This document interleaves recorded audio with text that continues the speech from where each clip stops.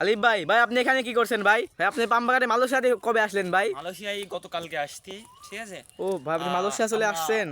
এখানে একটা শুটিং চলছে বা, ঠিক আছে, এখানে হ্যাঁ ভাই। আমার লাগলো আমার এখানে একটা দিতে আসলাম, অটোগ্রাফ দিতে আসলাম। ও আমি না হলে তো ভাই। এখানে চলেই না, আমি না হলে কোনো জায়গায় চলেই না, আমি না ও হলে তো আপনার ভাই হচ্ছে ভাই।